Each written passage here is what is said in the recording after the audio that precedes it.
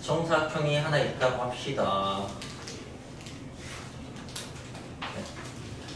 그 옆에 정사각형 하나 붙여볼게요.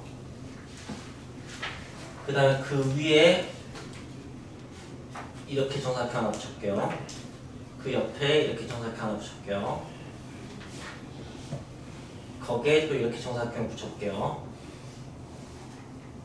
네. 거기에 또 정사각형 이렇게 붙여볼게요. 어디까지 가야 돼? 이렇게 하면 되는 건가? 네. 지금 이런 식으로 그림을 그렸을 때 정사각형의 한 변의 길이가 피보나치 수열이 됩니다. 앞에 게 두 개 더해져서 뒤에 거 정사각형의 길이가 되잖아요. 그쵸? 네. 1, 1, 2, 3, 5, 8 이런 식으로 됩니다. 그걸 뭐 이렇게 이어보면은 암모나이트 같은 궤적이 나오기도 하고요. 세포 분열이 저렇게 되는지 어떤지 모르겠지만 자연 상태에서 굉장히 많이 관찰되는 패턴이라고 해요. 그렇죠. 그런데 보시다 보면은 네, 되게 멀리서 보면은 이런 데는 점으로 보일 거 아니에요, 그죠? 이제 눈에 띄는 그 크기가 보이는 데부터 시작해도 다시 피보나치 수열이 시작한 것처럼 보입니다. 그리고 이 관계가 처음에는 뭐 2배가 되고, 네, 그죠? 2배가 되고, 물론 더하기로 했지만 비율로 해석을 해보자면, 더하기하고 곱하기는 좀 다른 느낌이긴 한데, 네. 등차적으로 맞아 만든 건데, 등비적으로 얘기를 하자면, 처음엔 2배가 되고, 그 다음에는 1.5배가 되고, 그 다음에는 1.666이냐? 내가 되고, 그 다음은 1.6이냐? 1.6배가 되고, 그죠? 그 다음은 1.675배가 되고, 이렇게 가나봐요. 비율이 점차 좀 간격이 줄어듭니다. 비율이 되게 비슷해져요. 그래서 1.618 정도에 뭐 수렴하게 되고, 그걸 황금비라고 배웁니다. 이런 것은 언제도 알 수 있냐면, 그 수열을 2분의 1, 3분의 2, 4분의 3, 5분의 4. 전 지금 분자 분모에다가 1씩 더하고 있습니다. 그죠? 네. 처음에는 2배 차이 났어요. 근데 그 다음은 2배가 아니죠? 1씩. 네. 그러니까 키가 처음에 2배여도 둘이 똑같이 키가 커버리면 2배가 더 이상 아닌 거예요. 그죠? 네. 키가 2배로 차이 나게 커야지 계속해서 2배가 되는 거지. 네. 그래서 이렇게 되면 결국 1억 1분의 1억 이렇게 하면 거의 1에 가깝겠죠, 그죠? 뭐 그런 상황을 알게 돼요. 비율이 수렴하는 상황이 굉장히 많이 있습니다. 네. 황배 이렇게 뭐 그런 것 같은데, 그게 이제 뭐냐면 이사각형이 되는 비율과 이사각형이 되는 비율, 이사각형이 되는 비율, 그게 같아질 때 수렴하게 되는 거거든요. 그런 식의 상황이 이제 어떤 상황이냐면, 자, 뭐 제가 직사각형 하나 그려볼게요. 직사각형 하나 그려보고, 그럴까? 이쯤으로 되나?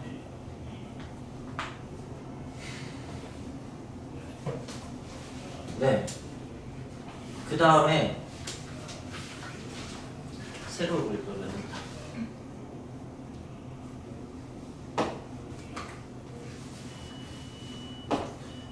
직사각형을 이렇게 좀 그리고, 그 다음에 제가 그림을 좀 더 확장시켜서 그려볼게요. 여기 정사각형을 그려야겠다. 이쪽은 정사각형이에요. 어떤 직사각형을 제가 정사각형과 나머지 직사각형을 만들었어요. 근데 이 직사각형하고 이 전체 직사각형이 가로 세로의 비율이 일정하다고 해봅시다.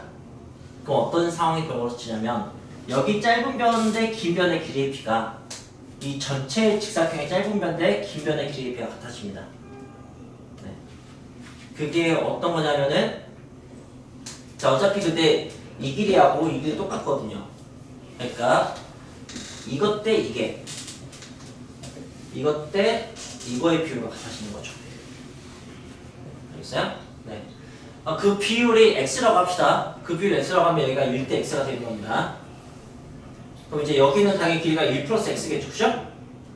그래서 1대 x는 x 대 1 플러스 x가 같다는 거죠. 이거 가지고 이제 내항해곱, 외항해곱에서 2차원식 만들면 x제곱이 1 플러스 x. 그래서 x제곱 마이너스 x 마이너스 1은 0이 됩니다. 2차식이 되면 무조건 x값을 구할 수가 있거든요. 근해 공식이라는 강력한 게 있어서. 그래서 근해 공식을 써보시면은 2분의 1 플러스 마이너스 루트 1 더하기 4니까 5 이렇게 됩니다.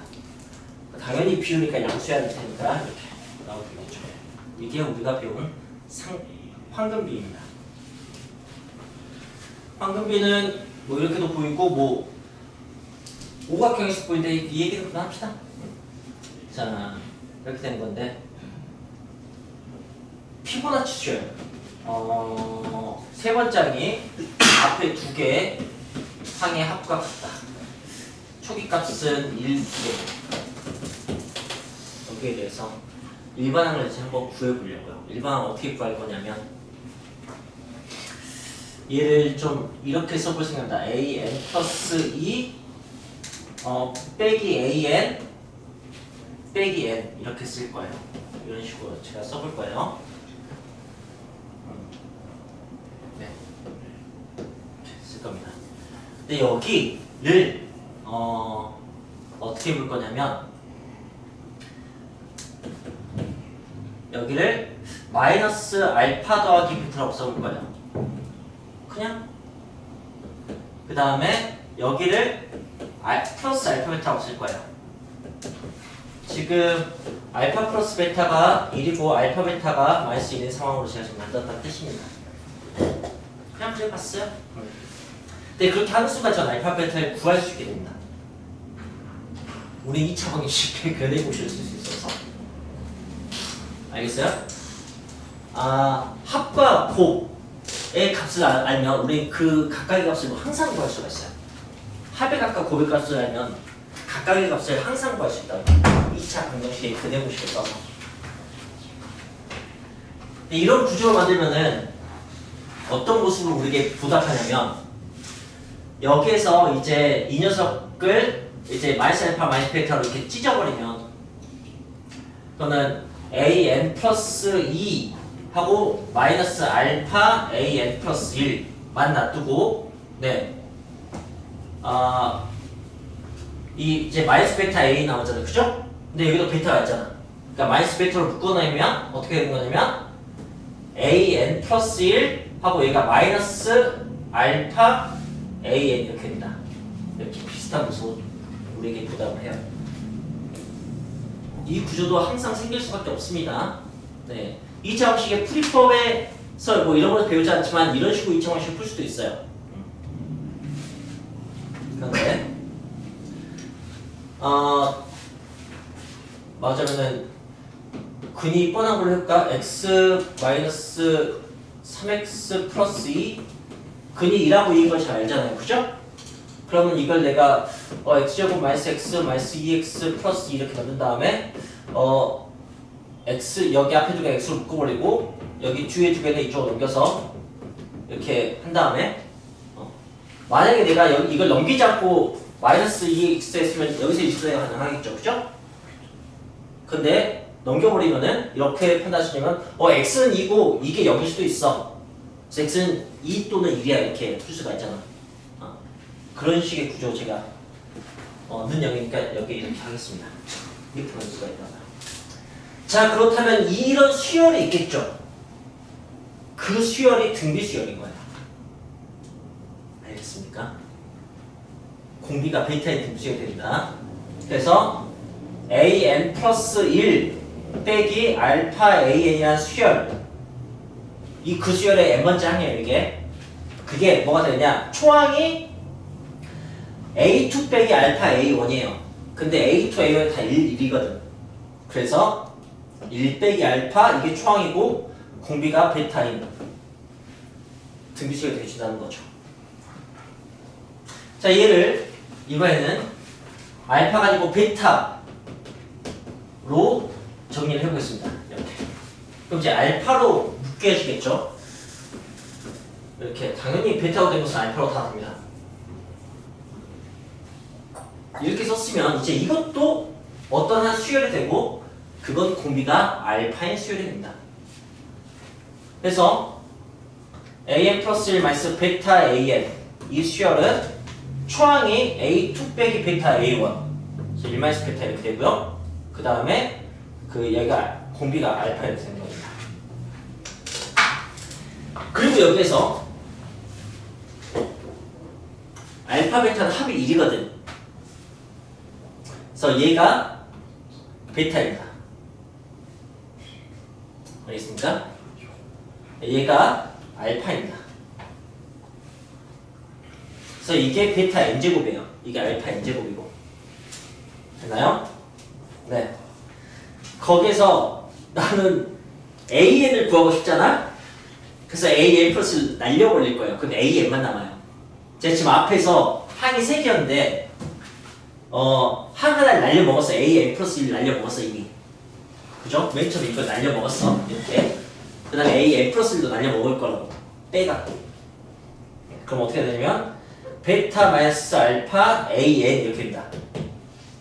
그 다음에 여기가 뭐가 되는 거냐면 베타 n제곱 빼기 알파 n제곱 이렇게 됩니다. 그래서 an이 나오죠. an은 베타 마이너스 알파분의 베타 n제곱 마이너스 알파 n제곱 이렇게. 이게 피보나치의 일반항이에요. 그리고 우리는 알파 베타를 구할 수가 있죠. 근의 공식을 써서 두 근은 2분의 1 플러스 루트 5하고 2분의 1 마이너스 루트 5거든요. 그래서 그것의 제곱의 n제곱의 차이 그 다음에 두 개를 빼면 루트 5가 됩니다. 루트 5분의